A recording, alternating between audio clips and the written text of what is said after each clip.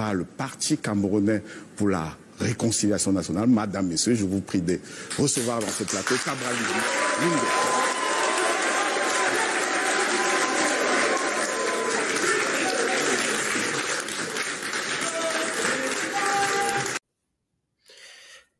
Bienvenue sur notre canal Africa 224. Dans l'optique de promouvoir le développement de l'Afrique qui prend son autonomie, nous avons décidé également de transmettre en direct la présentation des projets de société des leaders du continent africain. Chaque fois qu'il y aura des élections présidentielles en vue de désigner ceux qui vont présider le destin de notre continent, nous allons retransmettre l'interview de certains candidats que nous pensons sérieux. Et aujourd'hui, nous prenons le cas du Cameroun.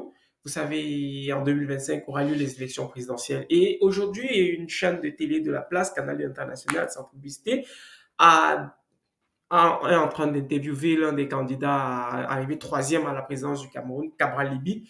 Nous allons rediffuser avec vous son entretien, son projet de société pour le Cameroun, parce que n'oubliez pas que le plus important pour les jeunes Africains est aujourd'hui de s'assurer le choix des leaders qui travailleraient pour le bien-être du continent et non plus des pantins, des satrapes qui se couchent pour servir le néocolonisateur qui continue à travers l'impérialisme à paupériser nos populations et à forcer les jeunes et les familles à aller à l'immigration et maintenant ainsi le continent dans la misère.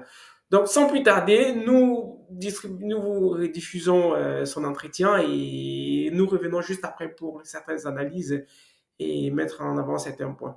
Je suis Monsieur l'Africain pour analyser l'actualité avec vous. Si vous ne l'avez pas encore fait, abonnez-vous à notre canal et partagez. Les personnalités d'un certain niveau se font parfois attendre, se font désirer. Bien, on nous indique que Cabral Libby est bien sur le chemin de ce studio. Nous pouvons apercevoir sa silhouette.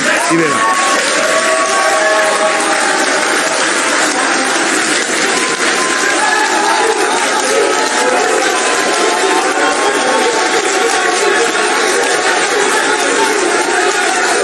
Bonsoir, bienvenue. Bienvenue.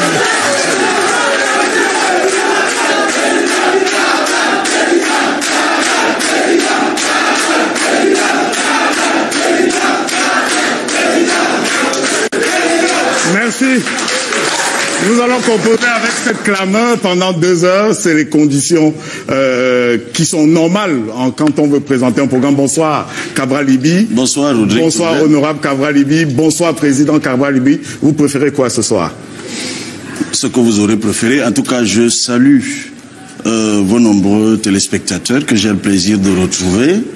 Je salue et je remercie mes camarades de parti. Je vois les élus en tenue d'apparat et je vois les cadres du parti. Je suis plutôt surpris par cette clameur et cette présence massive. Merci, merci, merci. Les élus qui se sont mobilisés spontanément, là, qui ont répondu à nos appels sur les réseaux sociaux, nos réseaux sociaux. Vous pouvez d'ailleurs nous suivre sur nos réseaux sociaux, les pages Facebook, les pages YouTube, les comptes YouTube de Canal International et tous nos réseaux sociaux, les réseaux sociaux du PCRN, je suppose. Mais en tout cas, tout le monde a le droit de reprendre notre signal ce soir. Alors, dans votre présentation tout à l'heure, Cabral Libby, je préfère dire Cabral Libby parce que vous le savez, l'élection présidentielle, c'est la rencontre entre un homme et son peuple, et généralement sur le bulletin de vote, il est écrit le nom du candidat sans les artifices qu'on connaît, honorables et les autres. Bien que nous ne minimisions pas cela, nous voudrions ce soir vous appeler Cabral Libby parce que vous défendez un projet, votre vision, votre idéologie, vous défendez votre vision, mais vous vous présentez en tant que personnalité devant le public, devant les 10 millions de Camerounais inscrits, qu'on espère inscrits. C'était d'ailleurs un de vos objectifs. 11 millions plus précisément de Camerounais qu'on espère pouvoir mobiliser pour les élections. Alors, est-ce que vous voudriez compléter cette présentation? Écoutez, je suis davantage là ce soir pour m'adresser à mes compatriotes, partager avec mes compatriotes le projet que j'ai pour le Cameroun dans la perspective de l'élection présidentielle de 2025. Donc vous souffrirez que je n'accorde pas grande importance aux étiquettes et aux autres considérations de la présentation. La présentation qui doit être faite ce soir, c'est celle des idées que nous avons pour notre pays. Alors je vous invite à une allégorie. Je vous invite à une allégorie, c'est ce que nous appelons le portrait chinois. Alors Cabral Libby, si vous devriez être un animal, vous choisiriez lequel? Alors, j'ai la particularité de vouloir toujours être moi-même. Et je n'affectionne pas particulièrement la totémisation. Donc je voudrais juste demeurer Cabral Libby avec ce que je peux représenter ou ce que je peux incarner. Alors je ne vais pas vous demander si vous souhaitiez être un arbre, vous serez quoi? Nous allons switcher cette partie. Nous allons switcher le portrait chinois. Je vais vous inviter, Cabral Libby, à aller vers ce tableau. Présenter schématiquement votre projet de société au plan politique assorti de votre programme. Je signale qu'il est consigné dans cet ouvrage. Ce que j'ai vu manifeste de la rupture et du progrès. Est-ce que vous pouvez regarder cette caméra et indiquer aux Camerounais en substance ce que vous leur proposez pour 2025? Bien, merci beaucoup. Pour 2025, il y a d'abord une vision. La vision, là, voilà, c'est bon, c'est bon. Le Cameroun qui protège et qui libère les énergies. Ça, c'est la vision. En plus de la vision, il y a une idéologie. L'idéologie, le fédéralisme,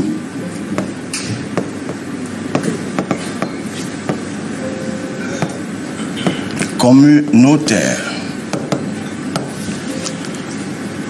La vision, l'idéologie, une méthode, la rupture.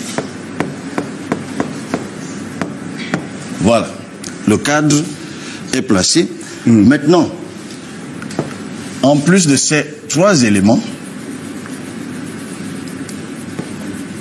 il est permis que je fasse oui, n'est-ce pas?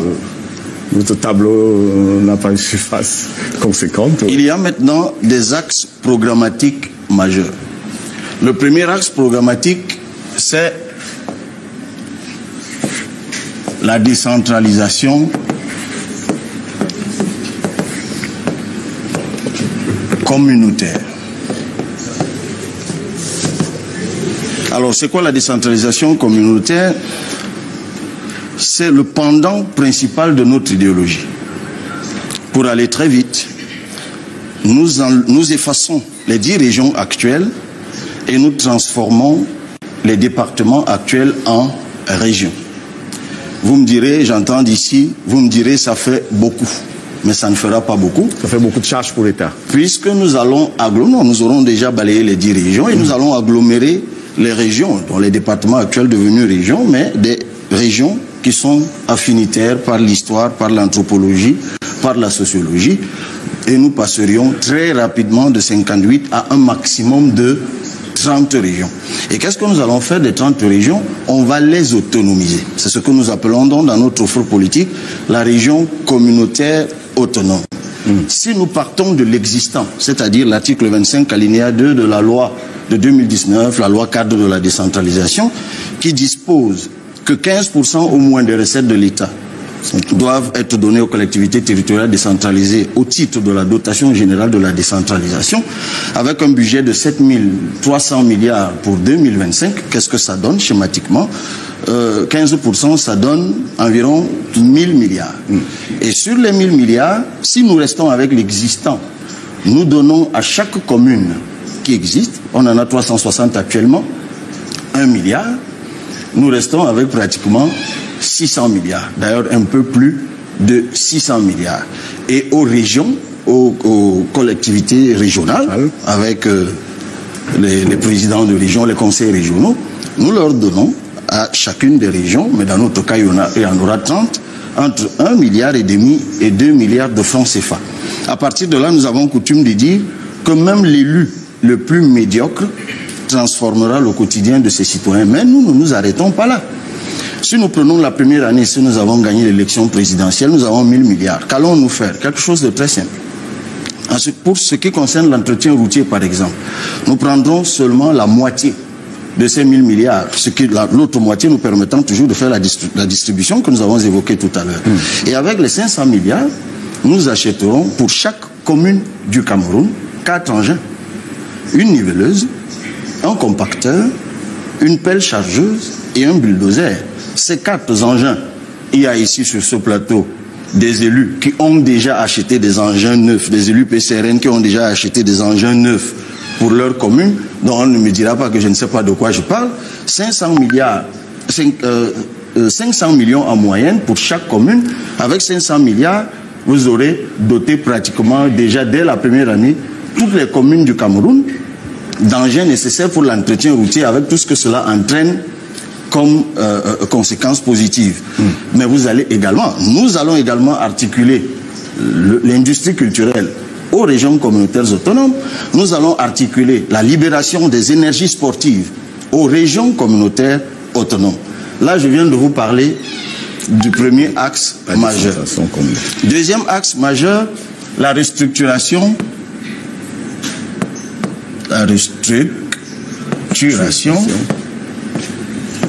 de la production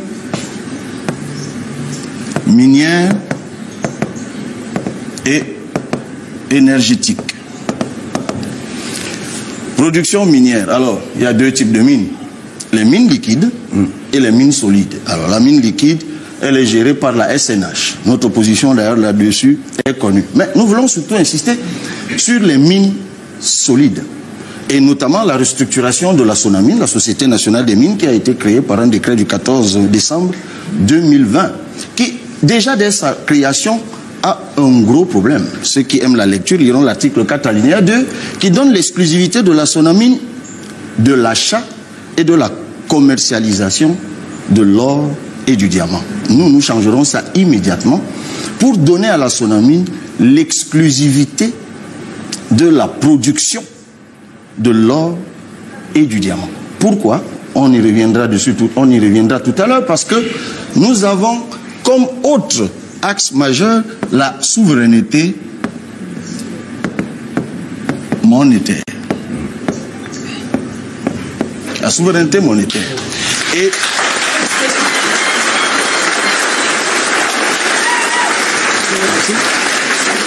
pour arriver à la souveraineté monétaire, nous devons obligatoirement mettre fin à la vie du CAPAM, qui était un programme d'artisanat minier. Mais nous sommes restés dans l'artisanat minier, ça c'est une chose.